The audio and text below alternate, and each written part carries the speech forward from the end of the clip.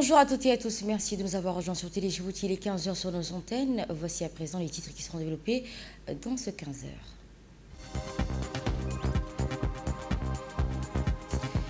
Un atelier sur le renforcement des capacités des jeunes a été officiellement ouvert ce jour par le ministère de l'Emploi et le ministère de l'Éducation nationale dans le but de renforcer les compétences professionnelles et l'employabilité. Et en nouvelles du monde, le président américain Donald Trump a rejeté la réponse de l'Iran à une proposition de paix américaine jugeant totalement inaccessible. Bonjour à toutes et à tous, merci de nous avoir rejoints sur Télé Djibouti. Nous commençons cette édition par ce chronique. Une cérémonie d'investiture présidentielle dépasse le simple cadre protocolaire. Elle représente un moment fort de la vie nationale marqué à la fois par la consécration ainsi qu'une continuité républicaine et la projection stratégique de l'avenir. Ainsi, à cette occasion, le chef de l'État réaffirme la solidité de ses institutions, la performance de son autorité et les grandes orientations qui guideront ainsi son action dans les années à venir. À Djibouti, donc, cette investiture qui a revêtu d'une dimension particulière en raison de la forte mobilisation populaire et ainsi que les présences de nombreuses délégations étrangères comme chefs d'État et représentants des pays témoignant ainsi un rôle stratégique croissant du pays sur le scène régionale et internationale. Dans ce contexte, le discours présidentiel dépasse le cadre formel pour s'imposer comme un véritable feuille de route politique, économique et sociale pour le nouveau mandat. Écoutons à présent une première partie du discours du président. Notre peuple se distingue par une identité forte, forgée par l'histoire et enrichie par la diversité. Cette identité repose sur des valeurs profondément ancrées, la tolérance, la paix, la fraternité et la solidarité. Ces valeurs ne sont pas seulement des principes, elles sont une réalité vécue. Elles ont permis à notre nation de surmonter les épreuves, de préserver son unité et de consolider sa stabilité dans un environnement souvent incertain. Notre résilience collective est l'une de nos plus grandes forces. Elle nous a permis de faire face aux défis du passé. Elle continuera de nous guider dans les transformations à venir. C'est dans cet esprit que s'inscrit l'action diplomatique de Djibouti, une diplomatie fondée sur le dialogue, la coopération et la recherche permanente de la paix. Car nous savons que sans paix, il ne peut y avoir de développement durable et sans stabilité, il ne peut y avoir de prospérité partagée. Cependant, et je souhaite le dire sans détour, la stabilité ne doit jamais être un prétexte à l'immobilisme. Elle ne doit pas freiner notre ambition. Elle ne doit pas limiter notre capacité à nous transformer. Au contraire, la stabilité doit être un levier, un fondement solide sur lequel bâtir l'avenir, une condition favorable pour engager les réformes nécessaires et répondre aux aspirations légitimes de notre peuple. Fardous Hussein à mes côtés pour la chronique de cette journée. Bonjour Fardous, cette journée d'investiture a été donc la journée qui a couronné le continent. En effet, Nagat, bonjour à tous. En effet, dans notre chronique d'aujourd'hui, nous allons décortiquer l'intervention du chef de l'État lors de sa réélection. Le chef de l'État a placé sa réélection dans le cadre d'une continuité institutionnelle assumée en mettant en avant la régularité du scrutin du 10 avril 2026 ainsi que le score obtenu. Le discours présente ici le vote comme une validation populaire du bilan de la vision portée par le président de la République. Objectif est clair, associer stabilité politique et continuité du pouvoir.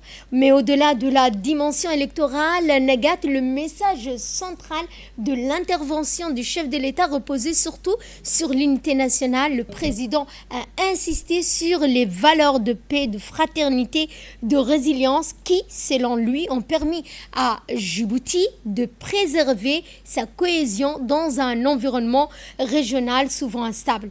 Le discours dessine là aussi l'image d'un État qui fait de la stabilité non pas une fin en soi, mais la condition essentielle du développement, de la préservation de la souveraineté nationale. Dans son discours également, le chef de l'État a d'abord mis l'accent sur la consolidation et sa légitimité politique, sur la stabilité du pays et un environnement régional stable. À travers les salutations adressées au chef de l'État et aux partenaires internationaux, il a réaffirmé la place de la nation djiboutienne comme un État respecté, écouté, solidement ancré dans les équilibres diplomatiques. Réécoutons une seconde partie. Notre peuple se distingue par une identité forte, forgée par l'histoire et enrichie par la diversité. Cette identité repose sur des valeurs profondément ancrées, la tolérance, la paix, la fraternité et la solidarité. Ces valeurs ne sont pas seulement des principes, elles sont une réalité vécue. Elles ont permis à notre nation de surmonter les épreuves, de préserver son unité et de consolider sa stabilité dans un environnement souvent incertain. Notre résilience collective est l'une de nos plus grandes forces. Elle nous a permis de faire face aux défis du passé. Elle continuera de nous guider dans les transformations à venir. C'est dans cet esprit que s'inscrit l'action diplomatique de Djibouti, une diplomatie fondée sur le dialogue, la coopération et la recherche permanente de la paix, car nous savons que sans paix, il ne peut y avoir de développement durable et sans stabilité, il ne peut y avoir de prospérité partagée. Cependant, et je souhaite le dire sans détour, la stabilité ne doit jamais être un prétexte à l'immobilisme. Elle ne doit pas freiner notre ambition. Elle ne doit pas limiter notre capacité à nous transformer. Au contraire, la stabilité doit être un levier, un fondement solide sur lequel bâtir l'avenir, une condition favorable pour engager les réformes nécessaires et répondre aux aspirations légitimes de notre peuple. Mes chers compatriotes, les défis auxquels nous faisons face sont nombreux et complexes. Ils exigent de nous une vision claire, une action cohérente et une détermination constante. Le défi sanitaire demeure au cœur de nos priorités. Nous allons poursuivre nos efforts pour garantir un accès équitable aux soins, améliorer la qualité des services de santé et renforcer la résilience de notre système face aux crises. Le défi de l'éducation et de la formation est tout aussi crucial.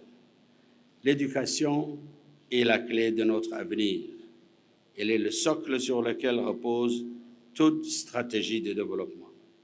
Nous avons accompli des progrès importants en matière d'accès à l'enseignement. Aujourd'hui, notre responsabilité est d'aller plus loin.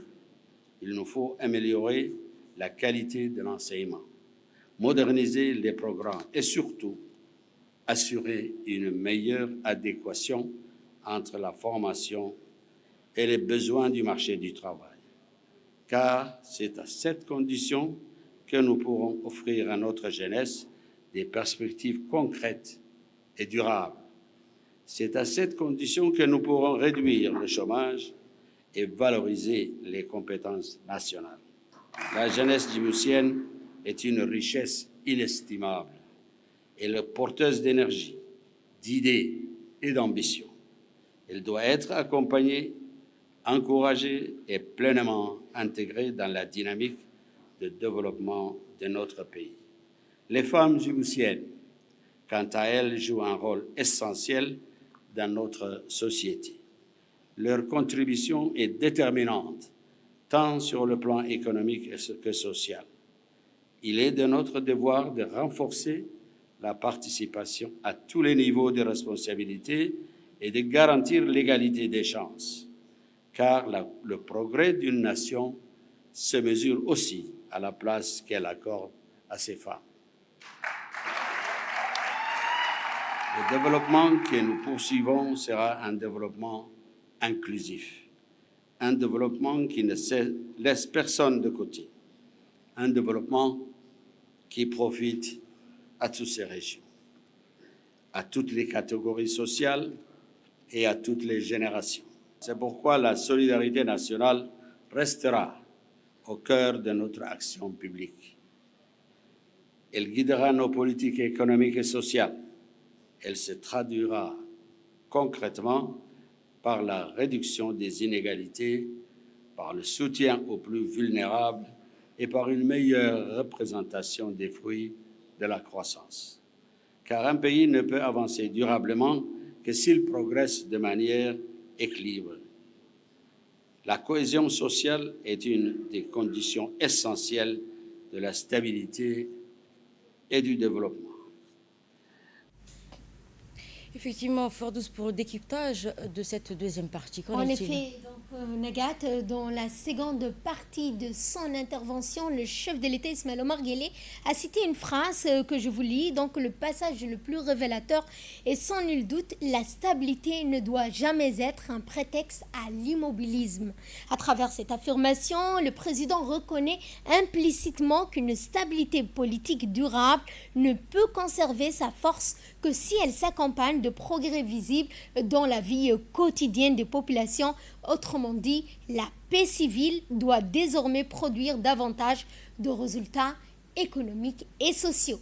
C'est dans cette logique que le discours accorde une place centrale au capital humain tel que la santé, l'éducation, formation et emploi apparaissent comme les nouveaux piliers du développement national. Le chef de l'État insiste particulièrement sur l'adéquation entre la formation et les besoins du marché du travail, signe d'une volonté de répondre plus directement aux préoccupations de la jeunesse et aux défis du chômage. La jeunesse djiboutienne est d'ailleurs représentée comme une ressource stratégique pour l'avenir du pays. Le discours valorise son énergie, son ambition, sa capacité d'innovation, tout en appelant à mieux intégrer dans la dynamique économique nationale. Même volonté concernant les femmes dont le rôle économique et social est clairement mis en avant comme facteur de progrès et de modernisation. Le président a également insisté sur la nécessité d'un développement plus inclusif. Derrière cette orientation se dessine l'objectif de réduire les inégalités sociales et les territoires afin de renforcer la cohésion nationale. La solidarité est ainsi présentée non seulement comme une valeur morale, mais comme un instrument de stabilité durable. Autre élément marquant du discours du chef de l'État, l'ouverture assumée vers les technologies numériques et de l'intelligence artificielle, en évoquant l'innovation, les compétences numériques et la modernisation économique. Le pouvoir affiche ainsi la volonté d'inscrire Djibouti dans les grandes mutations mondiales. Le numérique apparaît désormais comme un levier stratégique de compétitivité et de diversification économique. Et pour la troisième et dernière partie du discours du chef de l'État à l'issue de la cérémonie d'investiture à la magistrature suprême, le chef de l'État a élargi sa réflexion à la place de Djibouti dans le monde ainsi que la vision stratégique qu'il entend porter pour les années à venir. Il a ainsi esquissé les grandes orientations destinées à renforcer le positionnement international du pays, à consolider son attractivité, ainsi à accompagner son développement environnemental global en constante mutation. Écoutons le chef de l'État une dernière fois. Le monde connaît aujourd'hui des mutations profondes, notamment dans le domaine des technologies numériques et de l'intelligence artificielle. Ces transformations offrent des opportunités considérables pour accélérer notre développement, améliorer la production et moderniser notre économie. Nous allons nous inscrire pleinement dans cette dynamique. C'est pourquoi nous allons investir dans les compétences, encourager l'innovation et créer un environnement favorable à l'émergence de nouvelles activités. Mais nous serons vigilants face aux risques car le progrès technologique doit être maîtrisé, encadré et mis au service de l'intérêt général. Il ne doit pas fragiliser notre cohésion sociale ni remettre en cause nos valeurs fondamentales. Dans le même temps, nous continuerons à exploiter pleinement le potentiel économique de notre pays. Djibouti dispose d'atouts stratégiques majeurs, une position géographique exceptionnelle, des infrastructures modernes et une ouverture sur les marchés internationaux. Ces atouts, nous allons les consolider par des réformes ambitieuses. Nous allons moderniser notre appareil productif, diversifier nos sources de croissance et renforcer l'attractivité de notre économie. Nous allons également faire évoluer notre écosystème de communication afin qu'il soit en phase avec les transformations de notre société et les exigences de notre développement. Dans le monde d'aujourd'hui, aucune nation ne peut prospérer dans l'isolement. Les crises récentes nous ont rappelé à quel point nos destins sont liés. Les défis globaux, qu'ils soient climatiques, sanitaires ou économiques, appellent des réponses collectives. Pour l'Afrique, l'intégration constitue une voie essentielle. Elle représente une opportunité historique pour renforcer nos échanges, développer nos économies et affirmer notre place dans le monde. Djibouti continuera de s'engager résolument en faveur de cette intégration dans le respect de ses engagements continentaux et dans un esprit de solidarité africaine. L'avenir de notre pays dépend de notre capacité à rester unis, à faire preuve de responsabilité et à agir avec détermination. Les défis sont réels, mais notre volonté est forte. Les obstacles existent, mais notre ambition est intacte. Je suis convaincu que Djibouti dispose de tous les atouts nécessaires pour réussir. Ensemble, nous allons construire une nation plus prospère, plus juste et plus solidaire. Je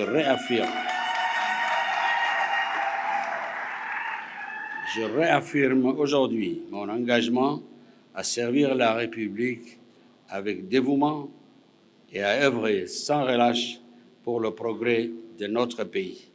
Je vous remercie de votre attention. Vous avez écouté le discours du président. Nous revenons avec le décortiquage de Ford Hussein à mes côtés. Et qu'en est-il de cette troisième partie ? Merci Negat de me relancer pour cette dernière partie de l'intervention du chef de l'État. Après les enjeux de stabilité, de transformation interne, cette séquence apparaît comme une projection du pays dans les grands équilibres régionaux et internationaux. Le chef de l'État Ismaël Omar Guelleh inscrit d'abord Djibouti dans le contexte de profondes mutations mondiales, ces crises économiques, bouleversements géopolitiques, défis climatiques, transformations technologiques sont présentés comme des réalités qui redessinent les rapports entre les nations face à ces évolutions. Eh bien, le discours défend l'idée qu'aucun pays ne peut désormais avancer seul. La coopération internationale devient ainsi une nécessité autant qu'un choix stratégique. Dans cette dynamique, l'intégration africaine occupe une place centrale. Le président réaffirme l'attachement de Djibouti aux grands projets continentaux, à la solidarité africaine. Cette orientation confirme la volonté du pays de consolider son rôle au sein du continent, non seulement comme une plateforme logistique et commerciale, mais également comme un acteur diplomatique engagé dans la stabilité régionale. Le discours met également en avant les atouts stratégiques de Djibouti, sa position géographique, ses infrastructures modernes et son ouverture sur les marchés internationaux. À travers cette vision, le pouvoir cherche désormais à projeter l'image d'un pays capable de transformer sa situation géographique en une puissance économique régionale. En conclusion, ce que l'on peut donc retenir globalement du discours du chef de l'État, il réaffirme tout d'abord sa confiance dans les capacités du peuple djiboutien. Le chef de l'État, Ismaël Omar Guelleh, cherche notamment à installer une perspective d'espérance, de mobilisation collective et de maîtrise de l'avenir. Cette dernière séquence devient finalement, elle vient clore le discours sur une idée. Djibouti ne veut plus seulement être perçu comme un État stable dans la région, mais comme une nation ambitieuse, moderne et pleinement tournée vers le futur. Car la réussite des ambitions nationales évoquées dans ce discours repose désormais sur une administration capable de conjuguer vision stratégique, cohérence de l'action publique et proximité avec les réalités quotidiennes des Djiboutiens. Merci Firdaus Hussein pour vos éclairages et merci à vous. Merci Nagat. C'était donc les éclairages à l'issue du discours du président de la République de la journée de samedi de la cérémonie de l'investiture. Autre nouvelle dans ce 15 heures, un atelier de renforcement des capacités des jeunes placés sous le thème développement des compétences pour un impact durable. C'est tenu aujourd'hui dans les locaux de l'hôtel Scale International, l'événement qui a réuni autorités internationales et gouvernementales, partenaires internationaux et jeunes bénéficiaires autour des enjeux majeurs liés à l'emploi et à la formation. Cette initiative s'inscrit dans les cadres des efforts nationaux et internationaux visant à promouvoir l'autonomisation des jeunes, à renforcer leur employabilité et à encourager ainsi leur participation active au développement économique et social du pays. La cérémonie qui a été marquée par la présence de personnalités de haut niveau, dont Mme Fadila Keyo, directrice régionale de la Banque mondiale pour la région du Moyen-Orient, l'Afrique du Nord, l'Afghanistan et le Pakistan. Sa participation témoigne de l'engagement constant des institutions en faveur du développement du capital humain et à l'insertion du professionnel des jeunes. L'atelier qui a été co-présidé par Mostafa Mohamed Mahmoud, ministre de l'Éducation nationale et de la formation professionnelle, et M. Omar Saïd, ministre de l'Emploi et de la formalisation. De leur intervention respective, les deux membres du gouvernement soulignent l'importance stratégique de cette formation pour les jeunes. À Djibouti. Permettez-moi avant tout de saluer l'engagement fort du gouvernement de Djibouti et en particulier celui du ministère du Travail, du ministère de l'Éducation nationale et du ministère des Finances qui ont fait du capital humain l'un des piliers centraux de la transformation dans des domaines techniques critiques pour leur réussite. Cette situation entraîne une dépendance excessive aux consultants externes et limite parfois l'appropriation nationale des normes, des procédures et des outils de gestion. Le projet Skills, soutenu par la Banque mondiale, a précisément pour ambition de répondre à ce défi de manière structurelle. Il vise à bâtir un vivier national, durable, de jeunes professionnels qualifiés, c'est vous tous ici, capables d'accompagner efficacement la conception, la mise en œuvre, le suivi et la gestion des projets publics financés par l'État et ses partenaires. Il réaffirme ainsi la volonté des autorités nationales à renforcer les partenariats avec les institutions internationaux afin de renforcer les capacités de la jeunesse. Écoutons le ministre de l'Éducation. Je suis très heureux de prendre la parole à l'occasion de cette journée d'immersion organisée par la Banque mondiale dans le cadre du projet Skills. Cette rencontre illustre notre conviction profonde. L'avenir de Djibouti repose donc sur la qualité de ses ressources humaine et sur la compétence de sa jeunesse et sur sa capacité à répondre aux besoins réels de notre économie. Aujourd'hui, sous l'impulsion de son Excellence le Président de la République, son Excellence Ismaël Omar Guelleh, la formation professionnelle est devenue un choix stratégique pour préparer de jeunes qualifiés, certifiés et immédiatement opérationnels. Notre ambition n'est pas seulement donc de former davantage, mais de former mieux, en lien direct avec les exigences du marché du travail et des grands projets de développement. Chers jeunes, votre parcours force le respect. Vous avez été choisis de compléter vos études par des compétences concrètes. Différentes compétences qui ont été donc sélectionnées pour vous, pour que vous puissiez donc suivre ces formations. Et c'est réellement un besoin qui se fait sentir sur le marché djiboutien. Donc, vous êtes également spécialisé dans le domaine décisif, tel que la passation des marchés, le suivi et l'évaluation, les sauvegardes environnementales et sociales, ainsi que l'hygiène, la santé et la sécurité au travail. Donc l'immersion d'aujourd'hui vous met en contact direct des procédures, des normes et des pratiques des projets internationaux. C'est une étape importante car elle vous, quelque part, rapproche encore davantage du monde professionnel et renforce votre employabilité.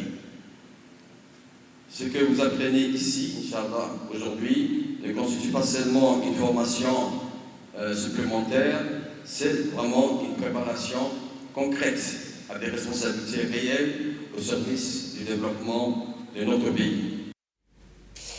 Initiative nationale visant à améliorer la qualité de la formation et soutenir ainsi des programmes d'insertion professionnelle. Écoutons à présent le ministre du Travail. La rencontre qui nous réunit aujourd'hui a une signification particulière. Ces 2 journées d'immersion organisées par la Banque mondiale ne constituent pas une simple activité de formation supplémentaire. Elles représentent pour vous une véritable passerelle entre l'apprentissage académique et la réalité concrète du fonctionnement des grands projets de développement.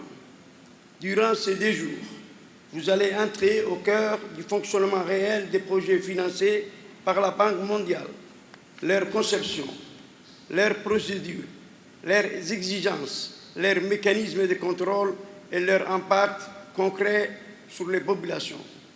Autrement dit, il s'agit d'un passage essentiel de la théorie vers la pratique, du cadre académique vers l'environnement professionnel international. Vous aurez ainsi l'opportunité rare de découvrir l'envers du décor, comment et des redevabilités. Cette immersion constitue donc bien plus qu'une formation, elle représente une ouverture directe sur les standards internationaux de gestion et sur les exigences du monde professionnel globalisé. C'est précisément la vision portée par son Excellence le Président de la République, Al-Hajj Ismaïl Omar Guelleh, qui place le développement du capital humain, la formation et l'emploi des jeunes au cœur de l'action publique. Signal Conso 2020, le gouvernement renforce l'écoute et la protection des consommateurs dans le cadre des orientations du gouvernement visant à renforcer la protection des consommateurs, le suivi des pratiques commerciales et la préservation du pouvoir d'achat des citoyens. Dans un contexte économique régional en constante évolution, la Poste de Djibouti a accueilli ce matin la visite du ministre du Commerce et de l'Artisanat, Mohamed Rostam Adirié, à l'occasion du lancement opérationnel du dispositif gouvernemental Signal Conso 2020. Cette visite technique s'est déroulée en présence du directeur général de la Poste de Djibouti, Bernard Ali, représentant son ministère de tutelle ainsi que les équipes techniques et des opérateurs du centre d'appel. Elle a permis de présenter officiellement les mécanismes de fonctionnement de ce nouveau service public innovant destiné à recueillir, orienter et traiter les doléances des consommateurs. Dans un contexte donc régional marqué par des tensions économiques et la logistique susceptibles d'entraîner des perturbations des circuits d'approvisionnement ou favoriser les pratiques commerciales abusives, le gouvernement a jugé nécessaire de mettre en place un dispositif moderne, rapide et accessible permettant aux citoyens de signaler tout abus et comportement portant atteinte à leurs droits. Ainsi, le numéro vert constitue ainsi un outil concret de proximité entre l'administrateur et les citoyens.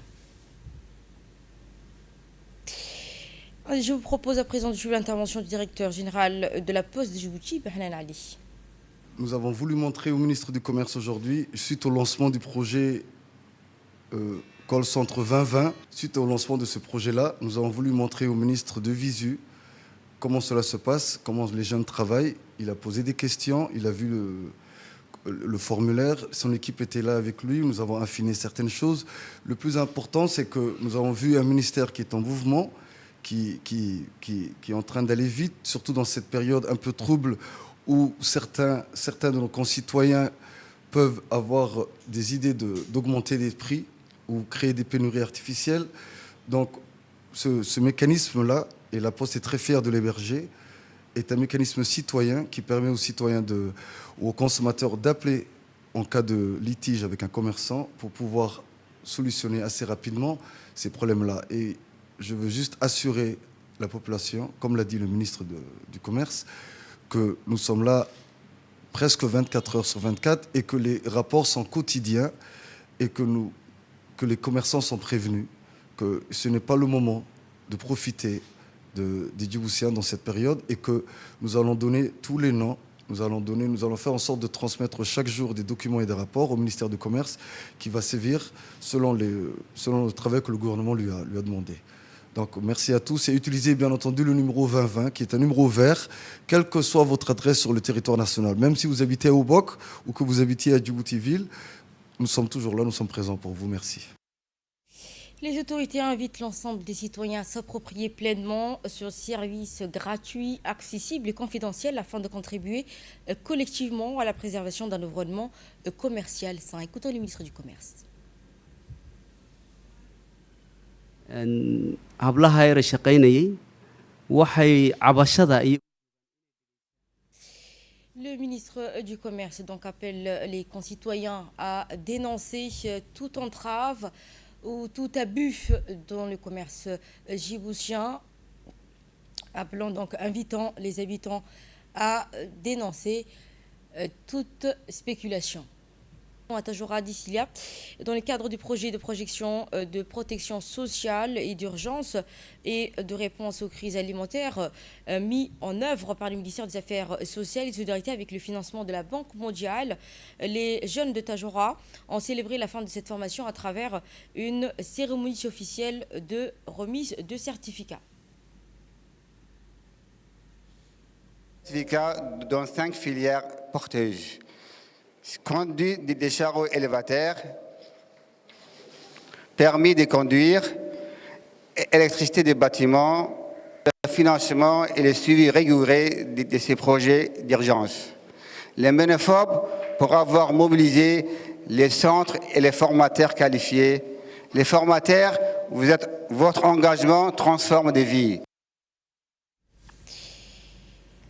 Et Necrologie à présent, c'est avec une profonde tristesse et vive émotion et que nous avons appris le décès de notre confrère et journaliste Magdi Mohamed Mourbel, survenu dans la nuit d'hier au Caire, en Égypte, à la suite d'une longue maladie. Né en 1958, le défunt comptait parmi les figures emblématiques de l'audiovisuel djiboutien au sein de la radio-télévision djibouti. Il a consacré près de 30 années de sa vie au service de cette institution nationale en qualité de journaliste, de présentateur de journaux et animateur d'émissions radiophoniques et télévisées en langue arabe. Il était reconnu pour son professionnalisme, son dévouement exemplaire, ainsi pour ses grandes qualités humaines et sa bienveillance qui lui ont valu le respect de ses collègues. Le défunt laisse derrière lui une épouse, 3 enfants, ainsi qu'un riche parcours professionnel qui demeurera donc gravé dans le registre de la radio-télévision Djibouti. En cette douloureuse circonstance, le ministre de la Communication chargé des postes et télécommunications, Redouane Abdillahi Bahdon, ainsi que le directeur général de la radio-télévision Djibouti, Aden Abdi Tchama, ainsi que l'ensemble des employés adressent leurs sincères condoléances et des profondes marques de compassion à sa famille, à ses proches, à ses collègues, implorant Dieu, le Tout-Puissant, de lui accorder le paradis. Inna lillahi wa inna ilayhi raji'un. Et de là, nous partons donc au Kenya.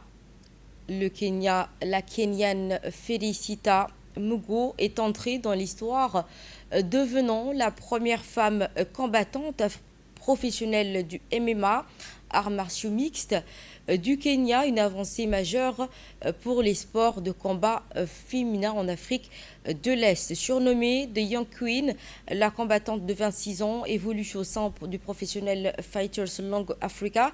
Elle s'impose progressivement grâce à un style alliant technique, rapidité et puissance. Son parcours en pleine ascension lui permet de gagner en visibilité sur la scène internationale, faisant d'elle une figure montante du MMA. Trump rejette également la réponse iranienne à la proposition de paix américaine. Trump qui rejette la réponse iranienne à la proposition de paix américaine, les prix de pétrole sont en hausse. Le rejet rapide par le président américain Donald Trump de la réponse iranienne à une proposition de paix des États-Unis a entraîné une hausse des prix du pétrole. Ce lundi, cette évolution intervient dans un contexte de forte tension liée à la poursuite du conflit désormais entré dans sa deuxième semaine et la paralysie du trafic maritime du détroit d'Ormuz. Quelques jours après une initiative américaine visant à relancer les négociations, l'Iran a répondu donc à ces négociations à des hostilités divers. La télévision officielle iranienne et l'agence ont insisté sur la levée des restrictions sur les exportations pétrolières iraniennes ainsi que la reprise normale du commerce maritime. Dans la foulée, Trump a rejeté la proposition iranienne sur la plateforme Truth Social, la qualifiant de totalement inacceptable sans d'autres précisions. Et c'est sur cette information que nous refermons ce journal. Merci à toutes et à tous de nous avoir suivis. Vous étiez sur Télé Djibouti avec le journal de l'information. Merci à l'équipe de la régie.